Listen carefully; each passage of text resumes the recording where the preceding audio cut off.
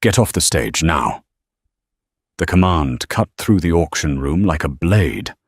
Evelyn Harper had just ordered Adrian Moreau, the most feared mafia boss in New York, away from a $20 million painting. She didn't know who he was. She only knew the masterpiece was probably fake. Security moved toward her. Adrian raised one hand. They stopped. Minutes later, Evelyn proved she was right. Everyone expected him to destroy her career. Instead, Adrian looked directly at the curvy auction assistant who had publicly embarrassed him. Who hired her? 3 hours earlier, Evelyn Harper had been exactly what Beaumont and Vale preferred her to be. Useful and invisible. At 33, she had spent nearly 6 years working behind the polished machinery of one of Manhattan's most prestigious auction houses. She prepared provenance files, corrected catalog errors, coordinated specialists, and quietly noticed details that people with larger offices routinely missed. Her title was assistant. Her knowledge was considerably harder to summarize. That evening, while collectors filled the main gallery for the auction house's most important sale of the year, Evelyn stood behind the administrative desk, checking one final stack of provenance documents. Lot 47 was the star of the evening, a privately held European masterpiece that had supposedly disappeared into a family collection decades earlier. Estimated value, $18 to $22 million. Evelyn had already checked the file twice. On the third pass, something bothered her. Not the painting. The paperwork. One exhibition record listed the work as having entered a private collection before a conservation photograph showed it somewhere else, almost 18 months later. Either the date was wrong, or part of the provenance had been constructed backward. Evelyn pulled the archived records, then the conservation notes, then the ownership documents. Her stomach tightened. There were more inconsistencies, small ones, exactly the kind sophisticated forgeries depended on people dismissing. She carried the file directly to Celeste Beaumont. Celeste was speaking with 2 collectors when Evelyn approached. "I need someone to delay lot 47. Celeste's smile remained perfectly composed. "Why?" "There's a gap in the provenance." There are always gaps in old provenance. This one contradicts a documented conservation record. Celeste glanced at the papers but did not take them. "Has authentication signed off?" "Yes, but then it has been reviewed." Evelyn lowered her voice. "I think they need to review it again." For the first time, Celeste looked directly at her. Not angrily, almost sympathetically, which somehow felt worse. "Evelyn, tonight is not the evening to create uncertainty because you found a clerical inconsistency." Then she turned back to the collectors. Conversation over, Evelyn tried another senior specialist, then another. Each response was a variation of the same answer. The painting had already been authenticated. The consignor was respected. The documentation looked convincing. The auction was already underway. Nobody wanted to be the person who stopped a $20 million sale over a concern raised by an assistant. Then Lot 47 appeared on stage. Evelyn stood near the side entrance, still holding the file. The bidding opened at 12 million, 14, 16. A man in the front section raised his paddle without hesitation. Evelyn noticed how the room reacted to him. People did not stare. They carefully avoided staring. 18 million. The same man bid again. 19. Evelyn looked toward Celeste. Nothing. 20 million. The auctioneer lifted his hammer. Evelyn stopped thinking. Under pressure, diplomacy had never been her strongest skill. She walked straight toward the stage. "Stop!" The auctioneer froze. Every face turned. The bidder stepped forward, apparently intending to inspect the painting before the sale was finalized. Evelyn saw his hand approaching the frame, Don't touch that." Silence. He looked at her. "Excuse me. Get off the stage, now." Somewhere behind Evelyn, someone made a strangled sound. 2 security men immediately moved toward her. Then the stranger raised one hand. They stopped. That was when Celeste reached Evelyn and whispered with barely controlled horror, "Do you have any idea who that is?" Evelyn didn't. Adrian Moreau. The name changed everything. Evelyn knew enough about New York to understand it. The Moreau Syndicate. Shipping, finance, real estate, luxury businesses. And beneath the legitimate empire, a reputation powerful people discussed only when doors were closed. Evelyn looked back at Adrian. He was watching her with unsettling calm. "Why?" he asked. "Shouldn't I touch the painting I was about to buy?" "Because I don't think it's the painting you think it is." The sale was suspended. Specialists were called. Records were reopened. Under magnification, technical inconsistencies appeared. Pigment analysis revealed materials incompatible with the claimed period of restoration. Then came the provenance discrepancy Evelyn had found. The masterpiece was a forgery, a remarkably sophisticated one. But still a forgery. $20 million disappeared from the auction ledger in a single afternoon. Everyone expected Adrian Moreau to be furious. He wasn't. Money was not what held his attention. He kept looking at Evelyn. She had challenged senior experts, risked her job, stopped a major auction, and ordered a man everyone else feared off a stage without even knowing his name. All because the evidence told her something was wrong. Adrian turned toward Celeste. "Who found the discrepancy?" Celeste hesitated. "Evelyn did." "Which specialist?" "She's an assistant." Adrian's gaze returned to Evelyn. For the first time, something almost like amusement touched his expression. "An assistant?" Then he looked at the room full of experts who had missed what she had seen, and Evelyn realized the most dangerous man in the building was no longer interested in the fake painting. He was interested in her. Evelyn expected to be fired the next morning. Instead, Adrian Moreau offered her a job. Not permanently. Not exactly. He wanted every questionable acquisition connected to the forged painting reviewed, and he wanted Evelyn involved. Celeste called it a temporary consultation. Adrian called it necessary. Evelyn called it suspicious. "You have access to the best experts in New York," she told him when they met inside a private examination room 2 days later. "Why me?" Adrian stood across from her in a perfectly tailored black suit, looking entirely too comfortable for a man whose $20 million purchase had nearly become the most expensive mistake of the season. "Because I had access to the best experts in New York 2 days ago." Evelyn paused. That was annoyingly difficult to argue with. 3 paintings and several provenance files had been transferred from Adrian's private collection for examination. Evelyn put on gloves. Adrian reached toward the first folder. She slapped his hand away. The room went silent. Not metaphorically. Actually silent. One of Adrian's security men stared at Evelyn as if he had just witnessed someone kick a sleeping tiger. Evelyn looked up. Adrian looked down at his hand. "Did you just hit me? You weren't wearing gloves. It's paper. It's evidence. It belongs to me. That doesn't make your fingerprints historically significant." For several seconds, nobody moved. Then Adrian slowly withdrew his hand.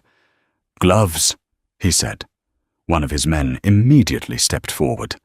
Evelyn pointed toward a box on the opposite table. "He can get them himself." The security man stopped. Adrian's eyes narrowed slightly. Evelyn suddenly remembered, with uncomfortable clarity, who she was speaking to. Then Adrian walked to the table and took the gloves himself. That should have ended the matter. Instead, It established a pattern. When Evelyn worked, hierarchy ceased to exist. She told Adrian where to stand, because his shadow blocked her light. She made him wait while she compared catalogue records. When he interrupted an examination with a question, she held up one finger without looking at him. "Give me a minute." Nobody had ever told Adrian Moreau to give them a minute. Apparently, Evelyn needed 7. He waited all 7. The first 2 paintings were legitimate. The third created problems. Evelyn found inconsistencies between restoration records and shipping documentation, but not enough to declare fraud. Adrian wanted a conclusion. She refused to give him one. "So it's authentic." "I didn't say that." "Then it's fake." "I didn't say that either." "You seem unusually committed to not answering questions." "I'm committed to not pretending uncertainty is certainty just because certainty is more convenient." That silenced him. Evelyn expected irritation. Instead, Adrian studied her with the same focused expression he had worn after the auction. Most people around him rushed to provide answers. Evelyn seemed perfectly comfortable saying she did not know. He was beginning to understand that this was precisely why her answers mattered. Over the following days, Adrian appeared at nearly every examination. At first, Evelyn assumed he was monitoring her. Then she noticed something strange. He listened, not politely, carefully. If she mentioned a suspicious gallery stamp, he remembered it the next day. If she explained why ownership gaps mattered, he later asked questions using the correct terminology. Once, she caught him comparing 2 provenance records before she arrived. "You're studying." "I read documents." "You're studying art authentication." "I dislike being fooled twice." That almost sounded humble. "Don't spread it around." Evelyn laughed before she could stop herself. Adrian looked at her. It was the first time he had heard her laugh around him. Something shifted, only slightly, but enough that Evelyn suddenly became very interested in reorganizing the papers in front of her. She had expected Adrian Moreau to be arrogant. He was. She had expected him to be controlling. Absolutely. What she had not expected was the dry humor hidden beneath all that terrifying composure. Nor had she expected him to respect competence so quickly once he recognized it. One afternoon, Evelyn spent nearly 3 hours tracing a questionable ownership transfer. Adrian entered halfway through. She did not acknowledge him. 20 minutes passed, then 30. Finally, he asked, "Are you aware I'm here?" "Yes." "And what?" "Most people usually stop what they're doing when I enter a room." Evelyn kept reading. That sounds incredibly inefficient. From behind Adrian, one of his men abruptly became fascinated by the ceiling. Adrian pulled out a chair. "Should I make an appointment?" "Now you're learning." He stayed. That was when Evelyn began noticing something else. Adrian did not merely tolerate her instructions anymore. He seemed entertained by them. Sometimes she suspected he deliberately asked questions he already knew would annoy her simply to watch her become brutally direct. And Adrian began noticing things too. The way Evelyn pressed her lips together when a document bothered her. The way she forgot everything around her when she was concentrating. The way her warmth disappeared into absolute precision the moment someone questioned evidence without examining it. She was not fearless. He understood that now. She knew exactly who he was. She simply refused to let fear determine what was true. That distinction fascinated him more than fearlessness ever could. By the end of the week, Evelyn identified a pattern linking several suspicious acquisitions to overlapping intermediaries. Nothing yet proved a larger fraud, but it was enough to justify deeper investigation. She spread the documents across the table. "We need another authenticator." Adrian leaned beside her, studying the connections. "Oui." Evelyn glanced at him. You hired me to investigate. Yes. So unless you plan to authenticate 19th century pigment composition yourself, we need another expert. Adrian looked almost offended. I could learn. Despite herself, Evelyn smiled. That is exactly the kind of confidence that almost cost you $20 million. For one rare second, Adrian Moreau had no answer. Evelyn returned to the documents, quietly pleased with herself. She didn't notice the way he was looking at her. The investigation had begun because Adrian wanted to understand how a forged masterpiece had entered his world. Now another question was becoming increasingly difficult to ignore. Why was he finding reasons to remain in every room Evelyn Harper entered? Noah Bennett arrived on Monday morning, carrying 2 cases of authentication equipment and the kind of easy confidence Evelyn associated with people who had never accidentally ordered a mafia boss off a stage. He was 35, well regarded in authentication circles, and specialized in the technical analysis Evelyn needed. More importantly, he understood her immediately. Within 20 minutes, they were arguing happily over whether a questionable varnish layer indicated deliberate deception or simply an undocumented restoration. Within 40, they had forgotten Adrian was in the room.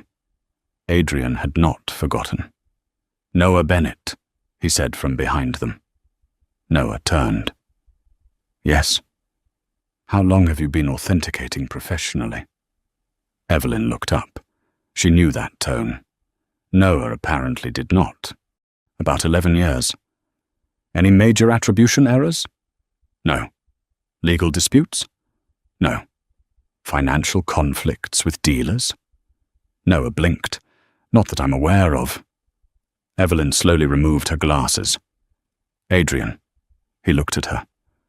Are you interviewing my authenticator? I'm verifying his qualifications. I already verified his qualifications. I verify people differently. That, Evelyn suspected, was probably true in several alarming ways. Noah glanced between them. Should I come back? No, Evelyn said. Yes, Adrian said at exactly the same time. Silence. Evelyn stared at Adrian. Adrian reconsidered. No. Noah wisely returned to his microscope.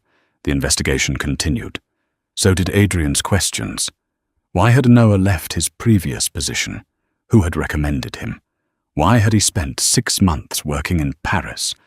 Evelyn finally put down her pen. What possible relevance does Paris have to pigment analysis?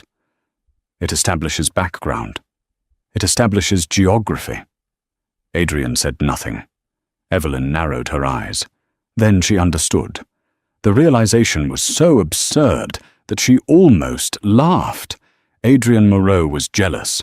The man whose name could silence an auction room was bothered because another man was making her smile over microscopic paint samples. She decided not to embarrass him.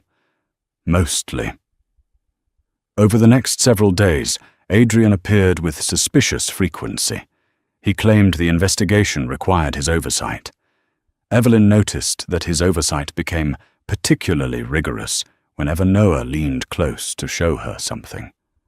Once, Noah rested a hand briefly on the back of Evelyn's chair while pointing at a magnified image. Adrian appeared beside them less than 30 seconds later. What did you find? Evelyn looked at him.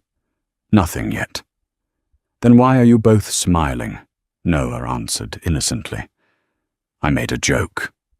Adrian regarded him as though humor had not been included in his professional authorization. Evelyn bit the inside of her cheek. Later that afternoon, she discovered that Adrian's security team had conducted an unusually thorough background review of Noah. Not merely employment history, everything. She found Adrian alone in the examination room. You investigated Noah. I investigate everyone. You found his university roommate. He could be relevant. He sells orthopedic equipment in Connecticut. That doesn't exclude him. Evelyn folded her arms. Adrian remained perfectly composed. Almost. You're jealous. No. The answer came too quickly. Evelyn smiled. It made him look more annoyed. You are? I'm evaluating risk. Does the risk have brown hair and make me laugh? Adrian's jaw tightened. That was answer enough. Evelyn laughed, not cruelly. If anything, the discovery made Adrian strangely more human. I'm not interested in Noah that way. Adrian's expression didn't change, but something in his shoulders did. Evelyn noticed. So you were concerned. I was not concerned. Of course. Evelyn. Completely professional. His eyes narrowed. She returned to her paperwork before her smile betrayed her. But beneath the humor, something more serious had changed. Until then, Evelyn had treated whatever existed between them as an unusual consequence of working too closely together. Adrian was compelling. She would have needed to be blind not to notice, but attraction to a man like him seemed impractical enough to ignore. Then she began noticing the smaller things. He remembered how she took her coffee. He stopped scheduling meetings during the hours when she did her most concentrated research. When executives interrupted her, he did not answer for her. He waited for her to finish. Most importantly, when Evelyn disagreed with him, he listened. Not always gracefully, but genuinely.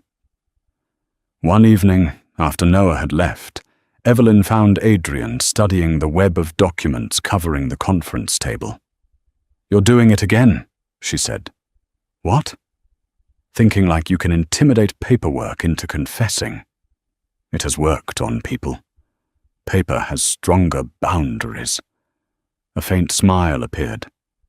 Then Adrian became serious. Why did no one listen to you that night? Evelyn knew immediately what he meant. The forgery.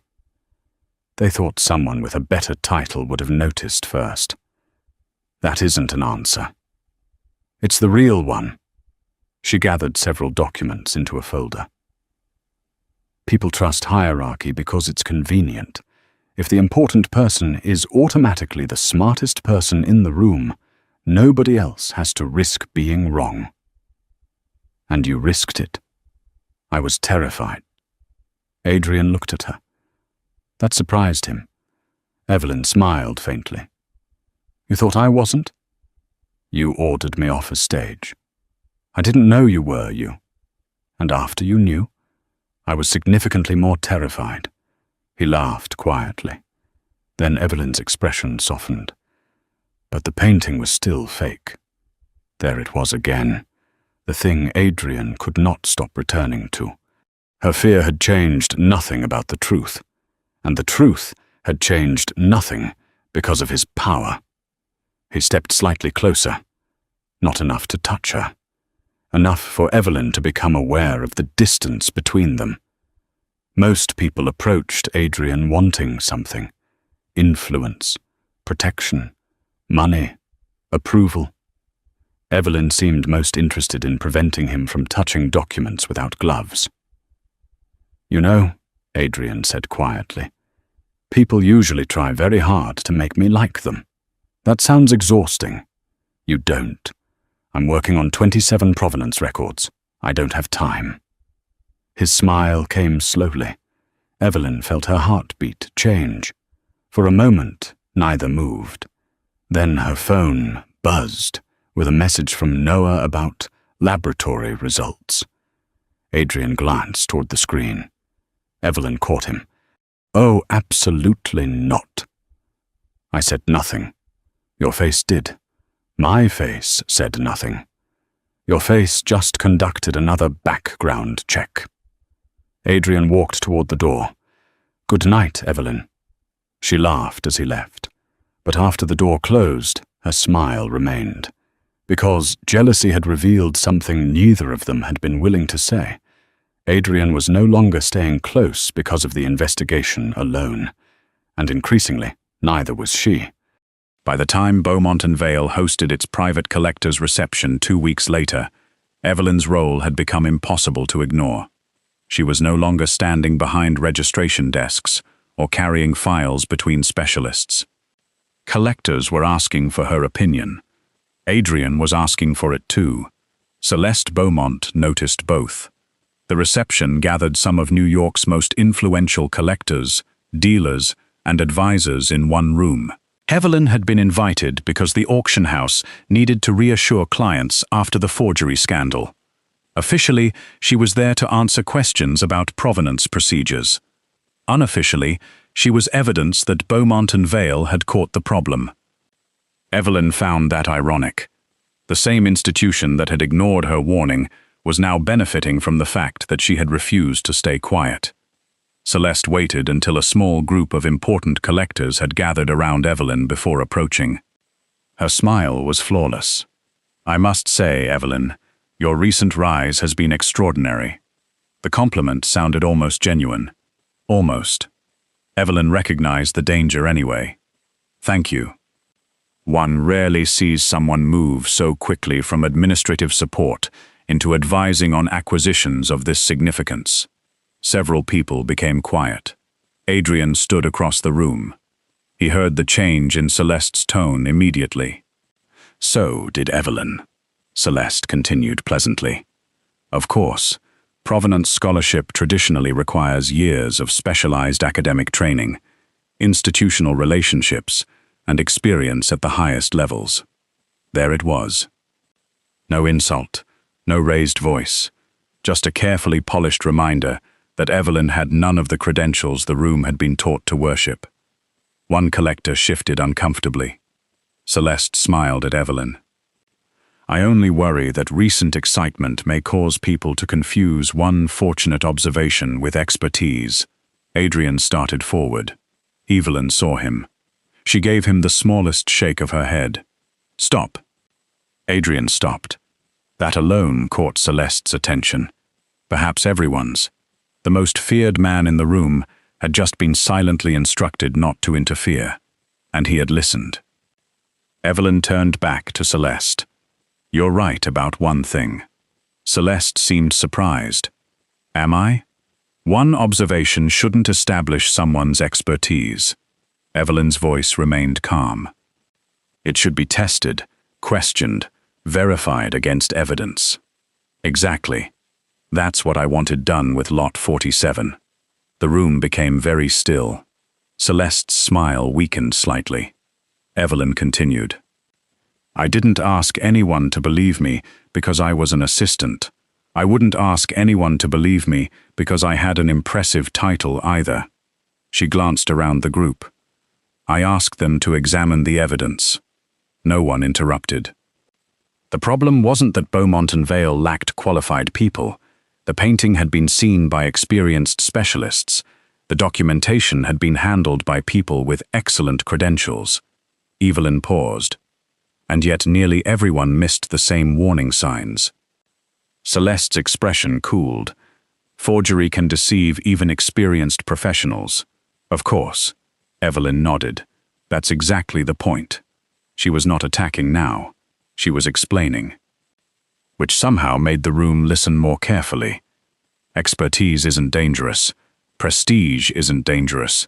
The danger begins when prestige makes people afraid to ask whether an expert might be wrong. A collector near Evelyn slowly lowered his champagne glass. Evelyn continued. "When I raised the discrepancy, several people saw it. That mattered. Because the truth was worse than one assistant being ignored. They didn't all disagree with me." Celeste's eyes sharpened. "They were uncertain." Evelyn looked directly at her. "But uncertainty would have meant stopping the auction. Stopping the auction would have meant admitting, publicly, that a prestigious institution might have made a mistake." No one moved. So everyone waited for someone important enough to say it first. The silence that followed felt heavier than any accusation. Celeste tried to recover. "You're simplifying a complex professional decision." "No." Evelyn's answer was gentle. "I think we complicated a simple one."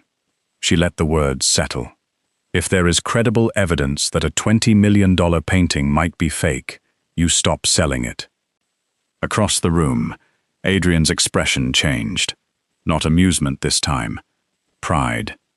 Evelyn could have humiliated Celeste. She could have reminded everyone exactly who dismissed her. She did not. Instead, she turned the confrontation toward the institution itself. I don't think the lesson from Lot 47 is that assistants should replace specialists. Several people looked surprised. The lesson is that evidence shouldn't need permission from status before anyone listens to it. That ended the argument. Not because Celeste had nothing more she could say, because anything she said next would prove Evelyn's point. A collector who had barely acknowledged Evelyn at the beginning of the evening stepped toward her. "I have a Flemish panel with a provenance gap between 1938 and 1946. He handed her his card. "Would you be willing to look at the documentation?" Evelyn accepted it.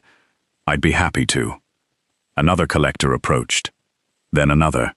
Celeste stood perfectly composed as the hierarchy she understood so well quietly rearranged itself around her. Adrian waited until Evelyn was alone near the gallery corridor. "You stopped me. You looked like you were about to do something dramatic. I was going to defend you. I know. You didn't want me to. If you had rescued me, she would have won." Adrian studied her. Evelyn explained.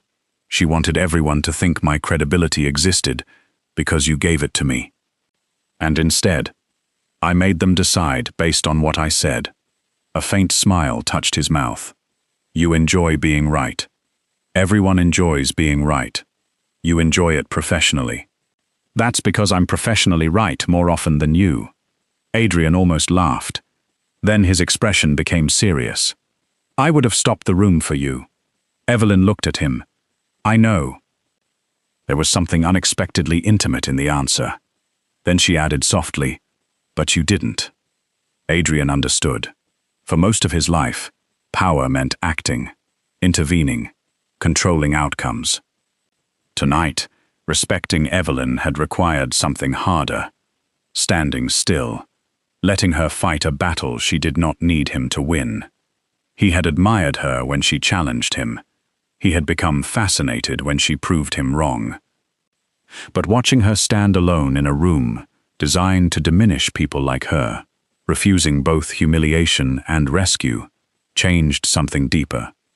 Evelyn did not need Adrian Moreau to make her important. She had always been important. He had simply been one of the first powerful people willing to notice.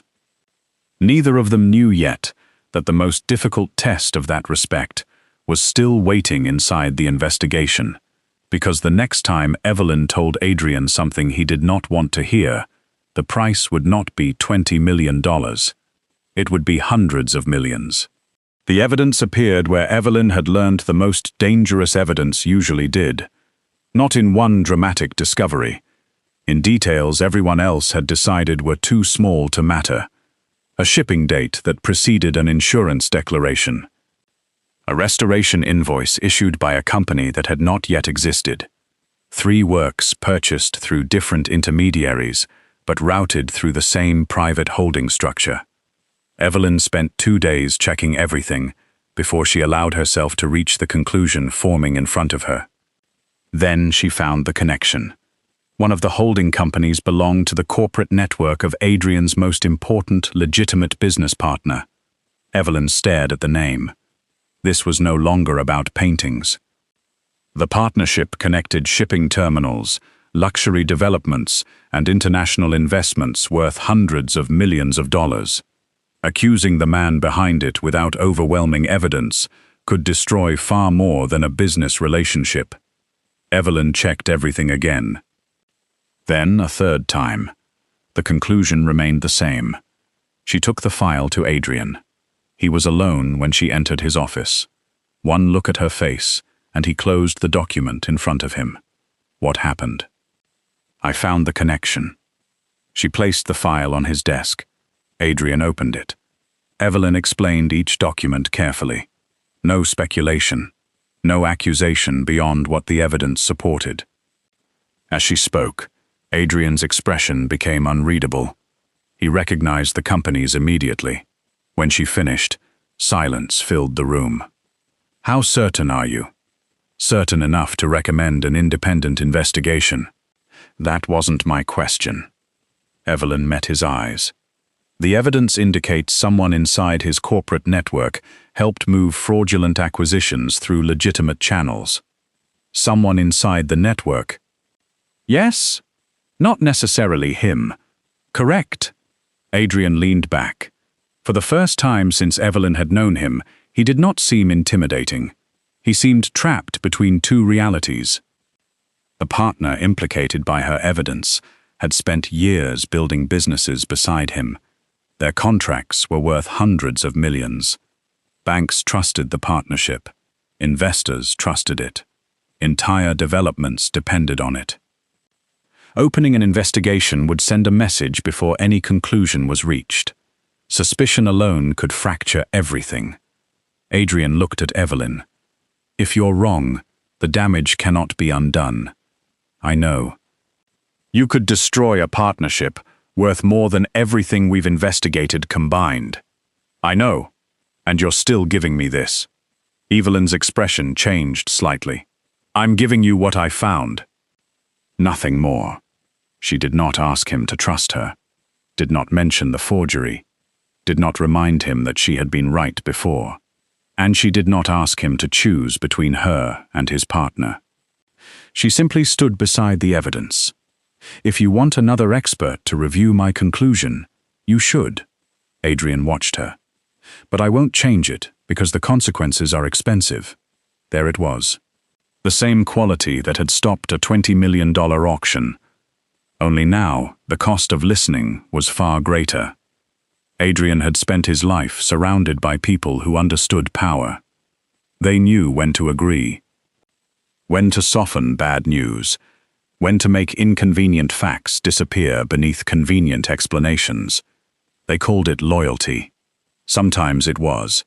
Sometimes it was fear wearing a respectable suit. Evelyn offered him something else, the truth without negotiation, even when the truth might make him hate the person delivering it. Adrian pressed the intercom. Evelyn's heartbeat quickened. Bring in outside forensic auditors, he said. No one connected to either company. He looked directly at her. Full access. Every transaction connected to these acquisitions. Evelyn exhaled slowly. You understand what that could trigger? Yes. And if they confirm it, then we follow the evidence. The investigation took weeks. The results were worse than Evelyn's original conclusion. The fraudulent acquisitions were part of a broader financial deception concealed inside legitimate transactions connected to Adrian's partner's corporate structure. The partnership collapsed almost immediately. Contracts froze. Investors withdrew. Deals that had taken years to construct disappeared within days. Adrian lost an extraordinary amount of money. But the evidence became impossible to bury. And so did the fact that Evelyn Harper had found it. The professional world that had once dismissed her as an assistant now repeated her name in private meetings. Collectors requested her assessments. Attorneys requested her documentation. Institutions that had once cared about her title suddenly cared very much about her judgment. Celeste cared for a different reason. She confronted Adrian after a formal review meeting where Evelyn's findings had been publicly validated. You destroyed one of your most valuable partnerships over the judgment of an assistant. Adrian looked at her. Celeste lowered her voice. People are already saying your involvement with Evelyn compromised your objectivity. Evelyn stood several feet away. She heard every word. Celeste continued. You sacrificed hundreds of millions because you became emotionally attached to someone who was insignificant before you decided she wasn't. Adrian's expression went cold. No. One word silenced her. I ordered an investigation because the evidence required one. Celeste said nothing. And Evelyn was never insignificant. His gaze shifted briefly toward Evelyn. You simply confused not having status with not having value. Celeste's composure finally cracked. Only slightly, but enough. Adrian continued. She saw what your experts missed, because she looked at the evidence before she looked at the name attached to it. Then he turned toward the room where executives, collectors, and advisors were still gathered. If I had ignored her because the truth was expensive, I would have been making the same mistake all of you made with that first painting. No one answered. The price changed. His eyes returned to Evelyn. The truth didn't. For once, Evelyn had no immediate reply. The recognition she had wanted for years had finally arrived. But the moment that affected her most was not the room acknowledging her expertise. It was Adrian. He had not trusted her because he wanted her to be right. Being right had cost him hundreds of millions. He had trusted the process she represented, even when it hurt him. Later, when the room had emptied, Evelyn found him standing alone, near the windows. "I'm sorry about the partnership." Adrian looked at her. "Are you? I'm sorry it cost you that much. That isn't the same thing." "No." She smiled faintly. "I'm not sorry I told you. I know." He stepped closer. "Do you know why I kept you after the first auction? Because I saved you $20 million. No." Evelyn waited. $20 million can be replaced. His voice softened. "People who tell me the truth when they have every reason to be afraid cannot." For once, Evelyn did not make a joke. Adrian had spent his life measuring value in power, leverage, and money. Evelyn had forced him to measure it differently. She had risked her career to stop him from buying a fake, then risked his opinion of her to tell him a truth that cost hundreds of millions. And Adrian finally understood the difference between someone who protected his comfort and someone who protected him from his own blindness. Evelyn looked up at him. "You know I'm still going to tell you when you're wrong. I was afraid of that. You should be."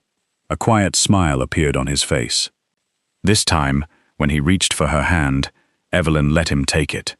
Not because he had rescued her, not because he had made her important, but because when the truth had finally demanded something painful from him, he had chosen to listen.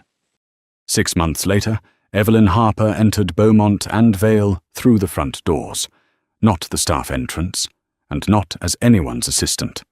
Her name now appeared on contracts under a title she had chosen for herself: Independent Provenance Consultant. The investigation had changed her career, but Adrian had not built it for her. Evelyn had. Her reputation came from the work she had done, the evidence she had defended, and the judgment she had refused to compromise when compromising would have been easier.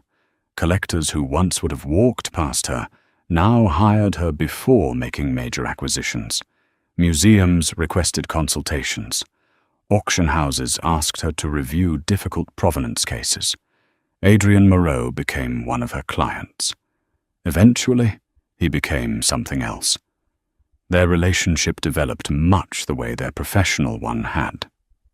Slowly, argumentatively, and with Adrian discovering that dating Evelyn did not make her any more likely to agree with him. At another private auction, they stood before an expensive modern sculpture Adrian was considering purchasing. He studied it. Evelyn studied the documentation. "No." Adrian glanced at her. "No? Don't buy it." He looked back at the sculpture. Months earlier, that would have begun a debate. This time, Adrian simply lowered his bidding paddle. Evelyn stared at him. "What? You listened?" "I often listen.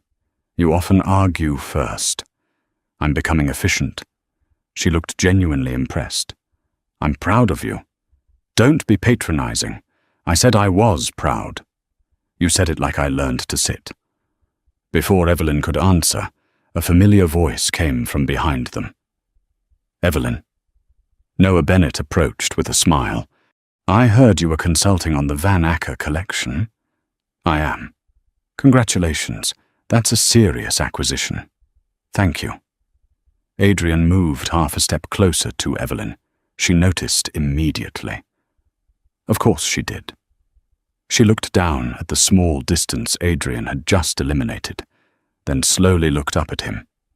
He remained perfectly expressionless. Evelyn smiled. "You were doing so well." "I have no idea what you mean." "Noah has already been background checked." "That was 6 months ago." Noah wisely pretended not to hear them. Evelyn shook her head. Apparently, Adrian had learned to accept professional correction. Jealousy still needed work. Later, as they left the auction together, Adrian glanced back at the sculpture he had refused to buy. The first time Evelyn Harper had stopped him from making a purchase, she had embarrassed him in front of an entire room. She had ordered him off a stage, questioned experts more powerful than herself, and saved him $20 million. At the time, everyone assumed that was why Adrian Moreau noticed her. They were wrong. Money had never been the reason. Adrian lived in a world where power changed the way people spoke to him. People softened bad news, protected his pride, agreed when agreement was safer. They told him what they believed he wanted to hear. Evelyn never did. She told him when a painting was fake. She told him when his assumptions were wrong. She told him the truth when telling it could cost her career. And later, when that truth cost him hundreds of millions, she told it anyway. That was why he trusted her. That was why he respected her. And somewhere between being ordered off an auction stage and learning to listen when everyone else expected him to command, that was why he fell in love with her. Not because Evelyn Harper had saved him $20 million, but because in a world where almost everyone feared him enough to tell him what he wanted to hear, she became the one person he could trust never to do it.